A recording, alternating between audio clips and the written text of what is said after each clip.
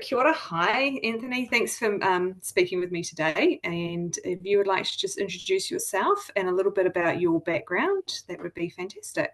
Oh, kia ora, everyone. My name's Anthony Breese. I am a teacher from Otago or Dunedin. Um, Currently work at Fairfield School for a couple of days a week, and then I'm an education technology specialist on the other days. Um, and you want me to mention something about myself? That was what the question. Um, so I've been a teacher for about 20 years, a little bit over 20 years now, which is a bit scary. And worked at Fairfield School for quite a long time first, and then ended up as a working as a facilitator for Cyclone, which I ended up around lots of schools around Otago Southland, and a couple in Canterbury, as well. Supporting teachers with their technology, trying to upskill skill teachers. Did I end up doing a lot of teaching, to be honest, with kids, was something that I feel is really important that you can show how you can teach with kids, especially technology, because it's one of those things that I think that teachers get the best experience actually doing it with their students so they can see it in action.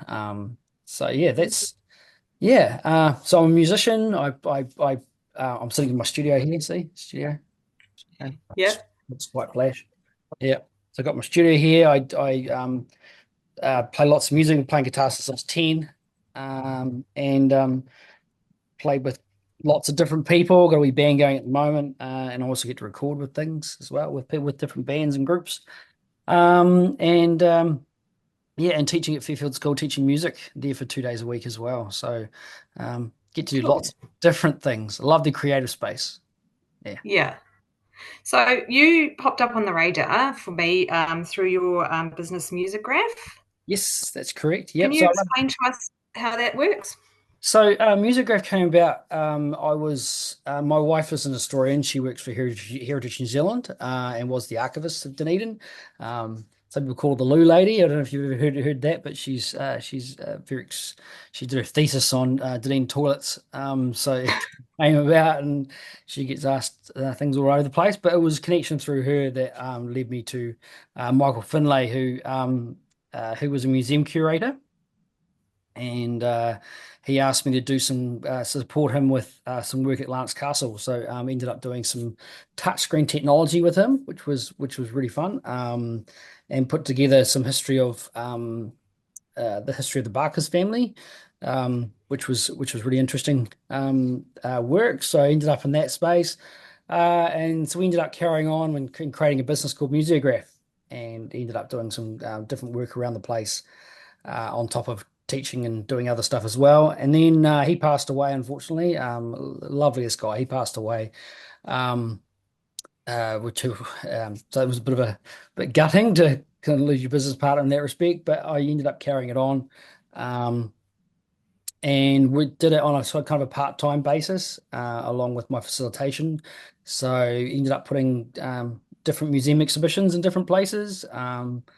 I worked a bit with the Rail Trail Trust, take a rail trail, so we've done all the signage and put a couple of exhibitions and two of the stations there. Of What else have we done? We've done things like I'm trying to think of put an exhibition to Cromwell Museum. Where else have we gone? So we've done lots of that sort of work, and over that time, we've also been asked to do educational content as well. So, for example, the Rail Trail, it created Rail Tales. If you've been to railtales.co.nz, it's an online historical site on the history of the Otago Rail Trail. And there's heaps of content on there for schools and people to use. They wanted to be able to encourage schools and students to ride the trail, but also wanted to tell the story of the Otago Rail Trail. So you can go and get there's unit plans and all sorts of things on there for teachers that they can actually use and go Oh, on and do. cool. So Yeah. it's free as part of the Otago Rail Trail Trust. So yeah, and then I ended up picking up other work, doing that, especially over the sort of short time I was doing facilitation. So yeah, and then almost got made redundant from Cyclone, and obviously the technology and what they like to focus on in New Zealand kind of changes all the time. So Mm. Muesograph's kind of become more of a bigger thing now. So doing a lot more educational content through that, and still work as a bit of a subcontractor for Cyclone as well. So um, Okay. that's kind of me Well, now. Yeah, hope the that's a super cool thing that you do is the Minecraft worlds that you've created. So the one that I saw was the with Sow the Seed. Yep. So how did that come about, and why did you use Minecraft? So that most of this comes through from word of mouth. Very little advertising gets done. Um, yeah, I haven't needed to yet. So that was through a friend who was a scientist who knew another person in another area doing agriculture and horticulture, working for Sow the Seed and Hata, which is horticulture and agriculture teaching advisory, I think it is. And so she recommended, because she's a big Minecraft fan. So she said, "Look, I know this guy that can do Minecraft world for you. Why don't you go to next?" They wanted something that was going to engage the kids and take them on a little bit of a different direction. Obviously, the agriculture and horticulture, they're trying to promote the area because they need workers in that space. So it's to trying to get people really interested in it and to give kids something different. So course, creating a Minecraft world was the option to go and do. Do you want me to tell you a bit about how it was created and those sorts of things? Yeah. Yeah, yes, please, because the discussion we had the other day as well, there's a lot of teachers that are a little bit resistant to Minecraft, or maybe parents that are resistant, or schools that are resistant to Yeah. Minecraft, but it is an excellent educational tool. So, yeah, if you could explain a little bit more about it, that would be great. Minecraft is like a giant Lego set. If you think about it like that, it is something that you can go in and get kids to create anything that they want, within reason, obviously, anything they want, and prototype things that their wildest imagination can think up. Um, and it can be done in a really simple way, or it can be really complicated. So you can take it from, putting a few blocks down to like creating. Yeah, algorithms that make pistons do certain things to open gates and all sorts of things. So it can go from being really simple to really tricky. And I like that idea. I also like the fact that it's not instant. It's not something that you just press and get an instant answer back. So the kids actually have to think their way through it and problem solve their way to build something. And I think that works really well. Plus, it fits into almost any area, any curriculum area you want. It can kind of fit in. Music, I is probably the only one I haven't kind of grasped onto that yet. They do have some sort of sounds and different things in there, but it hasn't quite got that. But otherwise, yeah, I've seen beautiful artwork put inside it, all sorts of things. When it comes to the Sow the Seed world, so Mātiki Minecraft was created in conjunction with another guy too. I had another guy, Nathan Scott from Christchurch. He also supported me with the world as well. So what we did is we decided to use have a place where we could base it. So we've taken Totara Estate. So Totara Estate is a farm that sits just before Oamaru, and it was the first ever farm to ship refrigerated meat out of Dunedin, or New Zealand in general. So, and that kind of kick-started our multi-billion-dollar industry in horticulture and agriculture. Um, so that one of the reasons why we chose that. The other one was Botanica, which was basically our first farm in New Zealand. So, but we decided to go with the other one just because it had more buildings and things to kind of work in, and a little bit bigger as well, which was good. So what we do is we take the lens data, so the data of the topography of that area, and we choose a certain selection. We take that data and we place it into different bits of software. Um, some of it's topography software, some of it's graphics, and then we put it into something called World Builder, which then put things like roads in there. We mark out where buildings should be, just to make it easier for afterwards. If you can do little bits and pieces in World Builder before you get to the build, it just helps you build know where things are a little bit easier in Minecraft, because you can imagine it ends up quite a big space in Minecraft. And then you've got to work out your scale. So it's all to a scale. So we base it on 1 block per meter. Sometimes we base it on 2 blocks per meter if it's a smaller space, just to make it depending on the size of things. And then we turn it into blocks and we make a world out of it. And then we have to go and work out where everything is and then build our buildings is what we do. We use all sorts of things. You use a little bit of artistic license. For example, the buildings are a little bit bigger than they actually would be. We did that. My dog's just come in the back door. Uh, Hey, buddy. We did that to just to make the spaces inside a little bit bigger. You obviously got to build stuff inside. Hello. Um, Build stuff inside and make enough space as you can. And then it was like, how do you get primary industries into that space? Because obviously the idea is to showcase our primary industries and actually have kids learning things. So I'm a real believer in and doing, so having kids actually doing stuff in there. So as well as telling the story of it, or the history of our agriculture and horticulture, it was all about saying how do we cope with things like um uh, uh we pests getting into our plants, or like for example the PSA that we had with our kiwi fruit, for example. That was a real big one. And how do we cope with that, and to get the kids to put together a plan of how you would tackle a situation like that. There's things in there like around science, so we've got gets into genetics. So the kids actually have to come up with they get two sheep and they're different colors, and they put two different sheep together and they mate the two sheep, and you can mate in Minecraft. It looks like a little comes up with little love little love things. It doesn't look like the actual thing. And then yeah, they create a sheep, and then the other sheep pops up. And if you mix the colors of sheep, they will create a different colored sheep. So it's all about trying to work out what different colors will create genetically to create different colors, if that makes sense. Man, Um, it's so cool. yeah, there's lots of it.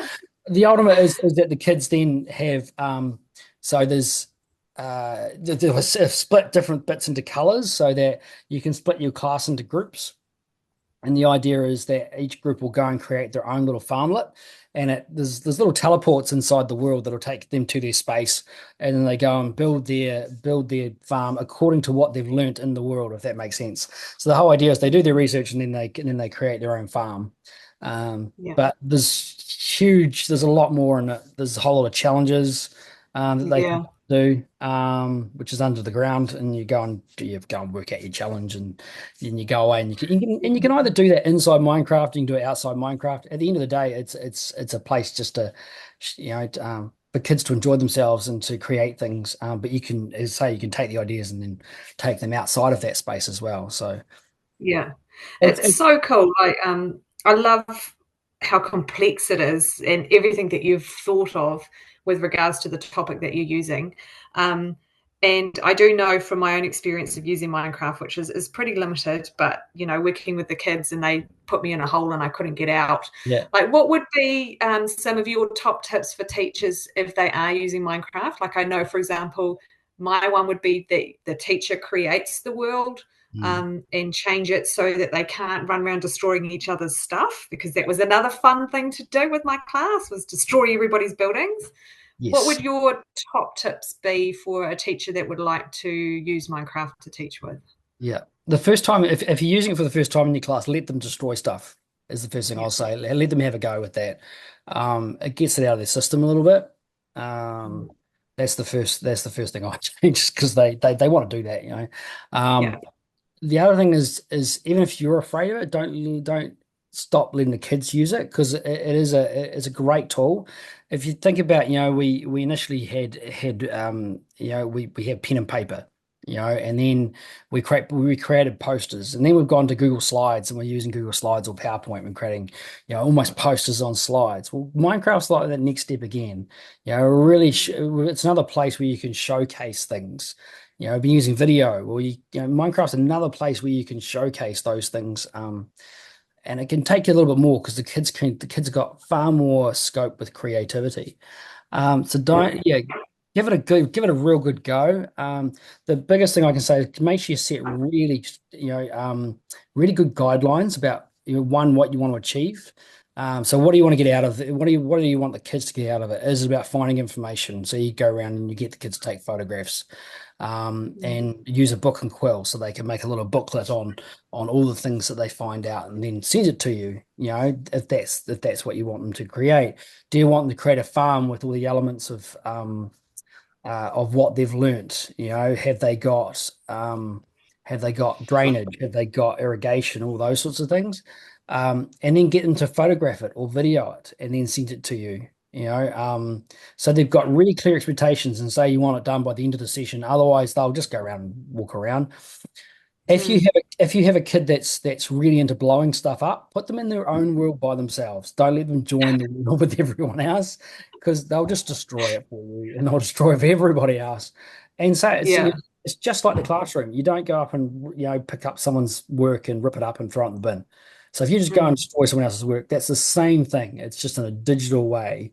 Um, so that's the other, yeah. I'm trying to think of the other things. So, setting it up, get someone to help you set it up. Don't do it yourself. Mm. Setting it up in your school can be a little tricky. So, if you've got a tech person, use them to set it up for you.